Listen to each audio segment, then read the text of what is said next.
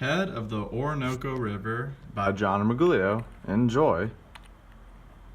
To find the Orinoco River and its head, the latitude is 8 degrees 16'30 north with a longitude of -62 54 720 west. In the two pictures, the Orinoco River resides mostly in Venezuela while it borders Colombia from the east. Here's one picture of it where you see the curvature going all the way through the upper half of Venezuela to the lower half.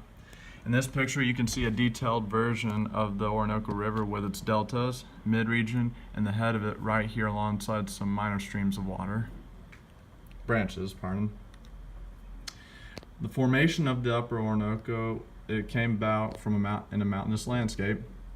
It went from headwaters to rapids at the Raudales de Guaibos. It is 242 kilometers long with tectonic basins as well as a large discharge, width, depth, and extension floodplain inundation. Here's one picture of it with the Venezuelan mountainous landscape in the background. And here's another picture with tributaries around the river. Climate at the head of the river is marked by either rainy or dry seasons and is indicated by rainfall changes. Winter in this area would go from April to October or November, and summer would actually go from November to March or April. In the picture, you see Venezuela as well as its rainfall charts, or color-coded rainfall to see least amount to most amount. The darker blue receives the most, while the lighter shades of blue get the least. And the head of the Orinoco would be around here, so you can tell it gets quite a lot of rainfall. The hydrology of the Orinoco dates all the way back to the Quaternary period. Materials that are found in the river, are flown down from mountains due to torrential rains. They end up in the river, and then, of course, because of serious rainfall, riverbanks can end up destroyed, and flooding would occur in the region. You've already seen this picture, but the tributaries, as you can tell by looking at the land and the bodies of water around here, is that it's been flooded before, and some of the land has eroded and withered away due to the excessive flooding over time.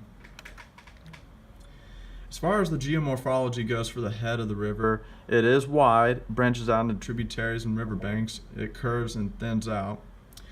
Here's one picture of the Orinoco River at the head, and then here's another picture. If you look closely at the second, you can see right there that it's starting to branch out and it forms a tributary where indigenous populations can probably fish from. Speaking of the indigenous people, you have the Guayca, Guaibo, Yaruro, and these people use the Orinoco for food and also ways of communication. Picture on the left is three Guayca boys. In the middle, there are three Guaibo people with an Augustinian friar that this dates back to 1887.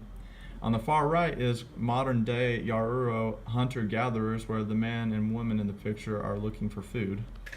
And he's hunting the old-fashioned way with a bow and arrow.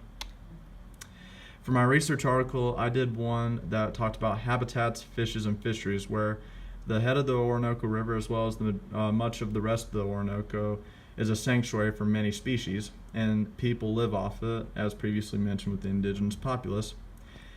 The threat that the habitats face will end up in ruin because of overharvesting, destruction, pollution, and hydrological perturbation.